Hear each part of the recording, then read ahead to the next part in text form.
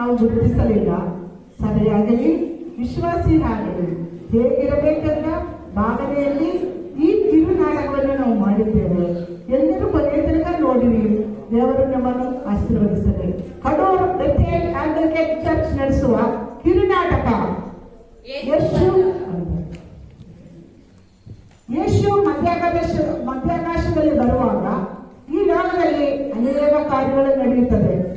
ಜೆರುಸಲೇಮಿನ ದೇವಾಲಯವನ್ನು ಪುನರ್ ಕಟ್ಟುವುದು, ಯುದ್ಧಗಳು, ಜಾತಿಗೆ ವಿರೋಧವಾಗುವುದು, ಜನರಿಗೆ ವಿರೋಧವಾಗುವುದು, ಬರಗಾಲಗಳು, ಜಲಪ್ರಳಯಗಳು, ಮಹಾವ್ಯಾಧಿಗಳು, ಹೀಗೆ ಅನೇಕ ಕಾರ್ಯಗಳು ನಡೆಯುವಾಗ ಲೋಕವು ಕರ್ತನ ಬರೋಣಕ್ಕೆ ಸಿದ್ಧವಾಗುವಾಗ ದೇವರ ಸಭೆಯು, ದೇವರ ಜನರು ಆತನನ್ನು ಎದುರುಗೊಳ್ಳುವುದಕ್ಕೆ ಹೇಗೆ ಸಿದ್ಧವಾಗಿದೆ?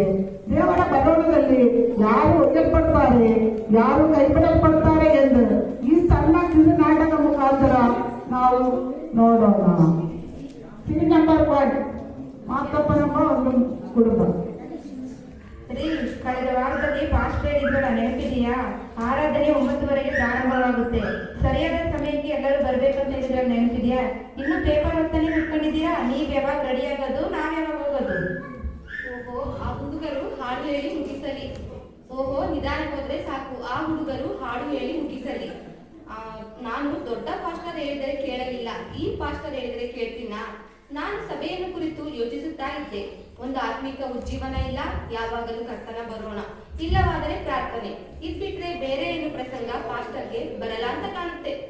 ಇದೇನು ಅಲ್ಲ, ನಾವು ಬದಲಾಗಬೇಕು. ನಮ್ಮ ಮನಸ್ಸು ಬದಲಾಯಿಸಿ ರೂಪಾಂತರವಾಗುವುದಕ್ಕೆ ದಿನೇ ದಿನೇ ನೂತನವಾಗಬೇಕು.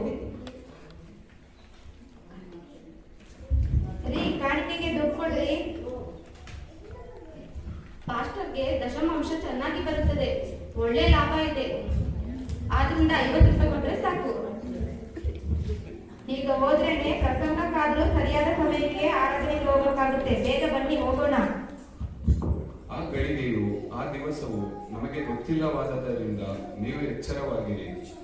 ಮತ್ತಾಯ 25 ನಾವು ಓದುತ್ತಾ ಇದ್ದೇವಲ್ಲ, ಅದರಲ್ಲಿ ಮೊದಲನೆಯದಾಗಿ ಮೊದಲಿನನ್ನು ಎದುರುಗೊಳ್ಳುವುದಕ್ಕೆ ಆರತಿಗಳನ್ನು ತೆಗೆದುಕೊಂಡು ಹೊರಟಂತ 10 ಮಂದಿ ಕನ್ಯೆಗಾಗಿಯೂ, ಎರಡನೆಯದಾಗಿ ತನ್ನ ಸಂಪತ್ತನ್ನು ತನ್ನ ದಾಸರ ಕೈಗೆ ಒಪ್ಪಿಸಿ ಹೋದ ಯಜಮಾನನಿಗೆ ಹೋಲಿಕೆಯಾಗಿಯೂ, ಈ 2 ಸಾಮ್ಯದಲ್ಲಿಯೂ ಕರ್ತನು ನೆನೆಸದ ಗಳಿಗೆಯಲ್ಲಿ ಬರುವವರೆಗೂ ನೀವು ಪ್ರಾರ್ಥನೆಯಲ್ಲಿ ಎಚ್ಚರವಾಗಿರಿ.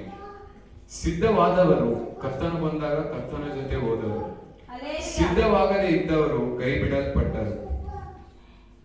ಪ್ರಿಯ ದೇವಜನರೇ, ಕರ್ತನು ಯಾವ ಗಳಿಗೆಯಲ್ಲಿ ಬರುತ್ತಾನೆ ಎಂದು ನಮಗೆ ಗೊತ್ತಿಲ್ಲ. ರಾತ್ರಿಯಲ್ಲಿಯೋ ಮಧ್ಯರಾತ್ರಿಯಲ್ಲಿಯೋ ಯಾವ ಗಳಿಗೆಯಲ್ಲಿ ಬರುತ್ತಾನೆ ಎಂದು ನಮಗೆ ಗೊತ್ತಿಲ್ಲವಾದ್ದರಿಂದ ನೀವು ಸಿದ್ಧವಾಗಿ ಎಚ್ಚರವಾಗಿರಿ. ಯಾರು ಸಭೆಯಲ್ಲಿ ನಿದ್ದೆ ಮಾಡಬೇಡಿರಿ, ಅಸಡ್ಡೆಯಾಗಿರಬೇಡಿರಿ. ನಮ್ಮನ್ನು ಕ್ರಿಸ್ತನ ರಕ್ತದಿಂದ ಶುದ್ಧಿ ಮಾಡಿ ನಮ್ಮ ಪಾಪಗಳನ್ನು ತೊಳೆದು ನಾವು ನಮ್ಮನ್ನು ಒಪ್ಪಿಸಿಕೊಂಡು ಪಾಪ ಕ್ಷಮಾಪಣೆ ಹೊಂದಿ ಕರ್ತನ ಬರೋಣದಲ್ಲಿ ಒಯ್ಯಲ್ಪಡುವುದಕ್ಕೆ ನಾವು ಸಿದ್ಧರಾಗಿ ಜೀವಿಸೋಣ. ಈ ಸಮಯವನ್ನು ಸಾಕ್ಷಿ ಹೇಳಲು ಕೊಡುತ್ತೇನೆ. ಯಾರಾದರೂ ಸಾಕ್ಷಿ ಹೇಳುವುದಾದರೆ ಬಂದು ಹೇಳಬಹುದು.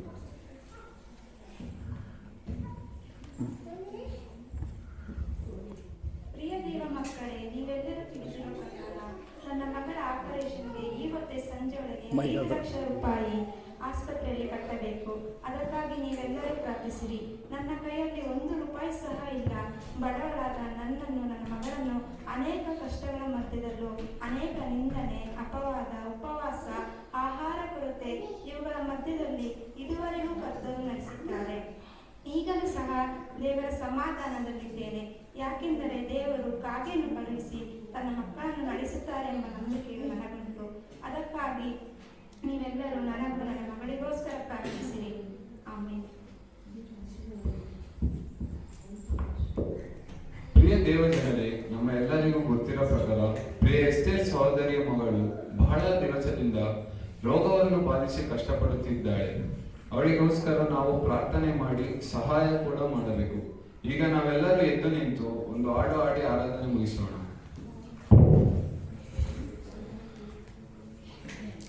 ರಾಜಾದಿ ರಾಜಾ ಯೇಸು ರಾಜಾ ಮಧ್ಯಾಕಾಶದಲ್ಲಿ ಬರೋಣವಾಗಿ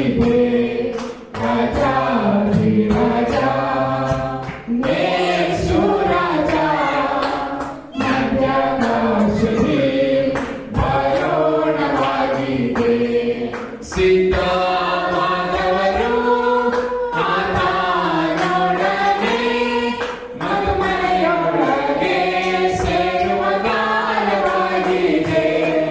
ಶ್ರೀರಾಮರು ಆತನೊಡನೆ ಮಧುಮನೆಯೊಳಗೆ ಸೇರುವ ಕಾಲವಾಗಿದೆ. ಮಧುಮನೆಯೊಳಗೆ ಸೇರುವ ಕಾಲವಾಗಿದೆ. ರಾಜಾಧಿರಾಜ ಯೇಸುರಾಜ ಮಧ್ಯಾಕಾಶದಲ್ಲಿ ಕಾರಣವಾಗಿದೆ. ರಾಜಾಧಿರಾಜ ಯೇಸು ರಾಜ ಮಧ್ಯಾಕಾಶದಲ್ಲಿ ಕಾರಣವಾಗಿದೆ. ಮಾತಪ್ಪ ಇಲ್ಲಿ ಬಾ.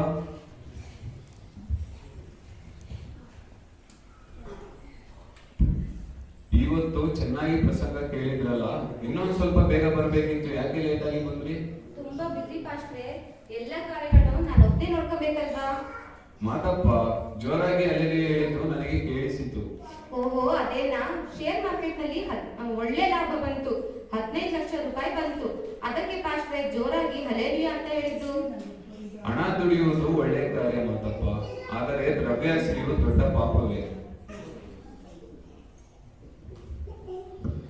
ಆದರೆ ಮಾತಪ್ಪ, ನೀವು ಎಸ್ಟೇರ್ ಸಹೋದರಿ ಮಗಳ ಆಪರೇಷನ್ಗೆ ಸಹಾಯ ಮಾಡಬೇಕು. ಇಷ್ಟನ್ನು ಇಟ್ಕೊಂಡು ಏನು ಮಾಡುತ್ತೀರಿ? ಕರ್ತನ ಬರೋಣ ಸಮೀಪವಾಗಿದೆ. ಸಹೋದರ, ನಾನು ತುಂಬಾ ಇಕ್ಕಟ್ಟಿನಲ್ಲಿ ಇದ್ದೆ, ಆದರೆ ನಾನು ಯಾರ ಹತ್ರನೂ ಒಂದು ಮಾತು ಹೇಳಲಿಲ್ಲ. ಆದರೆ ನೀವು ಹೇಳಿದ್ದಕ್ಕೆ ನಾನು ನಿಮಗೋಸ್ಕರ 1,000 ರೂಪಾಯಿ ಕೊಡ್ತೀನಿ. ಬಿಡಿಸಿ ಬಾಯಿಗೆ. ಆ ಮಗುವಿನ ಆಪರೇಷನ್ಗೆ ನಾವೇನಾದರೂ ಸಹಾಯ ಮಾಡಬೇಕು. ನಾವು ಎಷ್ಟನ್ನು ಕೊಡಬೇಕು? ನಾವೇನು ಕೊಡೋದಿಲ್ಲ, ಯಾಕಂದರೆ ರೋಗವು ದುಃಖವು ಕಷ್ಟವು ಬರುವುದು ದೇವರ ಕೋಪದಿಂದಲೇ. ಅವರು ಸರಿ ಇಲ್ಲ, ಪಾಪ ಮಾಡುವ ವಿಶ್ವಾಸಿಗಳು. ಅದಕ್ಕೆ ದೇವರ ಕೋಪದಿಂದ ಅವರಿಗೆ ರೋಗ ಬಂದಿದೆ. ನಿಜವಾದ ದೇವರ ಮಕ್ಕಳಿಗೆ ರೋಗ ಬರಲ್ಲ ಅಲ್ಲ. ಪಾಪದಿಂದ ರೋಗ ಬಂದಿತ್ತು ನಿನಗೆ ಯಾರು ಹೇಳಿದ್ದು? ನೀನು ಇದನ್ನು ಎಲ್ಲಿಂದ ಕಲಿತೆ?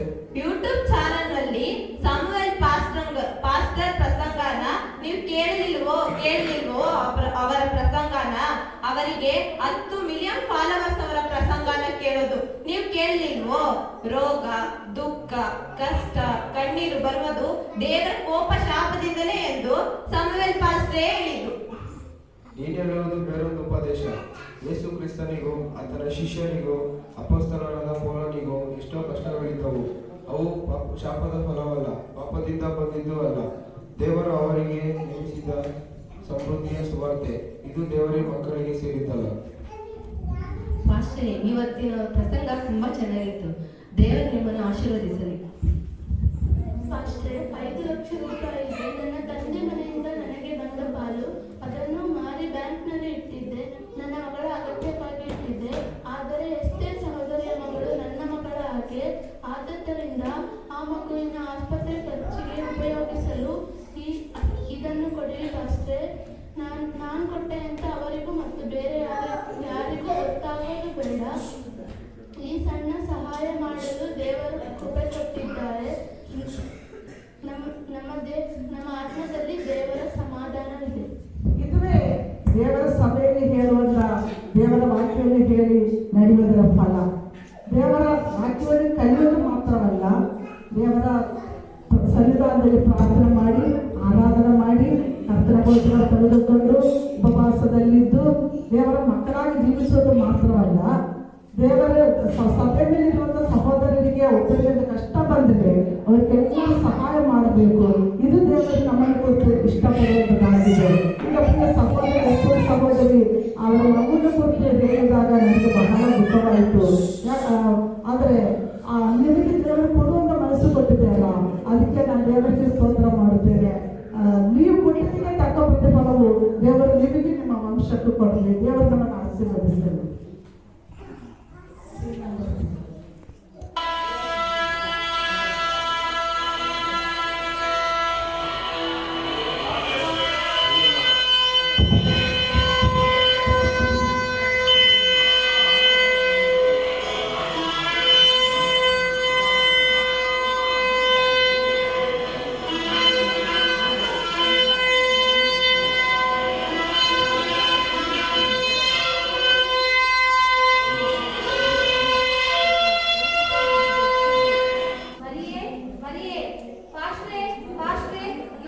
ಬಿಟ್ಟು ಪಾಸ್ಟ್ ಎಲ್ಲಿಗೆ ಹೋದ್ರು?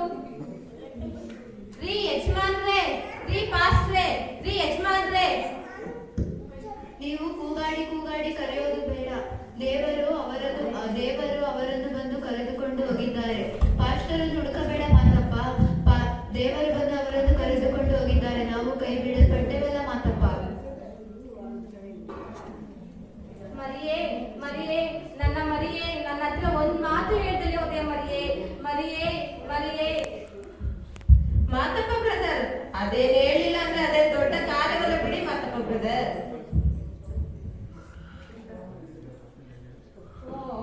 ನೀವೆಲ್ಲ ಹೋಗ್ಲಿಲ್ಲವೋ?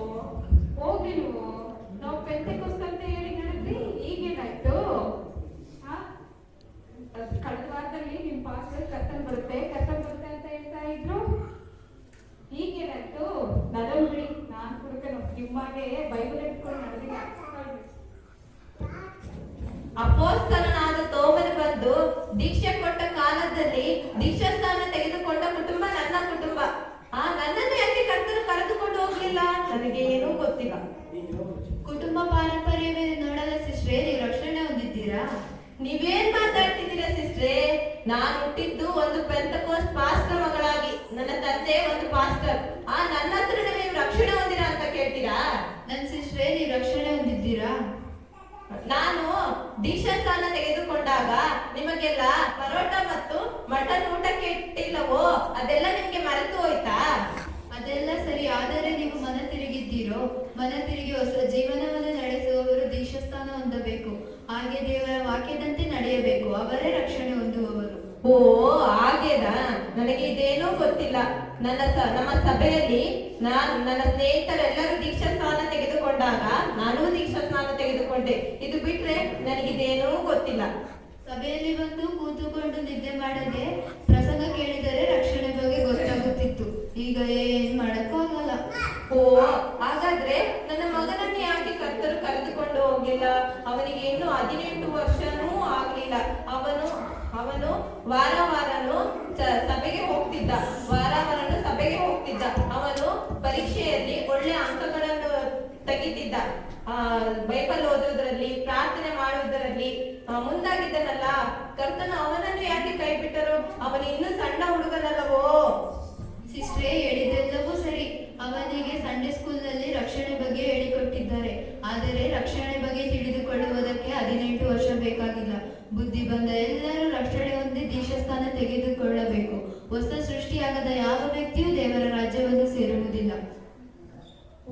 ಇಷ್ಟೆಲ್ಲ ಜ್ಞಾನವಿರುವ ನಿಮ್ಮನ್ನು ದೇವರು ಯಾಕೆ ಕೈ ಬಿಟ್ಟರು? ನನ್ನ ಜೀವನದಲ್ಲಿ ಅನೇಕ ರಹಸ್ಯ ಪಾಪಗಳು, ಹತ್ತಿಕೊಳ್ಳುವ ಪಾಪಗಳು, ದೇವರ ಆತ್ಮನನ್ನು ಮೀರಿ ನಡೆಯುವ ಕೃತ್ಯಗಳು ಇತ್ತು. ಹಾಗೆಯೇ ದೇವರ ಆತ್ಮನನ್ನು ನಾನು ಬಹಳ ದುಃಖಪಡಿಸಿದೆ. ಇವೆಲ್ಲವನ್ನು ಬಿಡಬೇಕೆಂದು ಪ್ರಯತ್ನ ಪಟ್ಟೆ. ಆದರೆ ದೇವರ ಆತ್ಮನು ಇಷ್ಟು ಬೇಗ ಬರುತ್ತೆ ಅಂತ ಗೊತ್ತಿರಲಿಲ್ಲ. ದೇವರು ಕೊಟ್ಟ ಎಲ್ಲ ಸಂದರ್ಭಗಳು ನಾನು ವ್ಯಕ್ತಪಡಿಸಿಕೊಂಡೆ. ತಪ್ಪು ಎಲ್ಲವೂ ನನ್ನದೇ.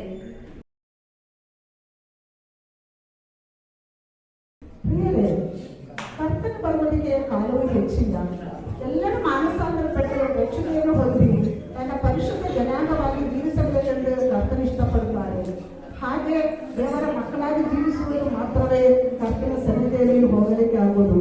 ಈ ಕಥೆಯಲ್ಲಿರುವ ಪ್ರಾಂಶಲ್ಪತರು, ಮೆಡಿಸಿಸ್ಟರು ಹಾಗೂ ಮಾತಪ್ಪನ ಹಾಗೆ ಕರ್ತನ ಬರೋಣದಲ್ಲಿ ಕೈಬಿಡಲ್ಪಟ್ಟು ಅಳುವರಾಗಿ ಅಲ್ಲ, ನಿಮಗೆ ಸಿಕ್ಕಿರುವ ಈ ಸಮಯವು ಕರ್ತನಿಗಾಗಿ ಜೀವಿಸಿ ಕರ್ತನ ಬರೋಣದಲ್ಲಿ ಆತನ ರಾಜ್ಯದಲ್ಲಿ ಸೇರುವುದಕ್ಕೆ ಸಿದ್ಧವಾಗಿರಲಿ. ಎಲ್ಲಾ ಪಾಪಗಳು, ಹತ್ತಿಕೊಳ್ಳುವ ಪಾಪಗಳು ನಾವು ಸಹ ತೆಗೆದಿಟ್ಟು ನಂಬಿಕೆಯನ್ನು ಉತ್ತರಿಸುವವನು, ಅದನ್ನು ಪೂಜಿಸುವನು ಆಗಿರುವಂತಹ ಯೇಸುವನ್ನು ನೋಡಿ ಜೀವಿಸಿ ಆತನ ರಾಜ್ಯಕ್ಕೆ ಸೇರುವುದಕ್ಕೆ ಪ್ರಯಾಸ ಪಡೋಣ. ಎಲ್ಲರೂ ದೇವರ ಆಶೀರ್ವದಿಸಲಿ. ರಾಜ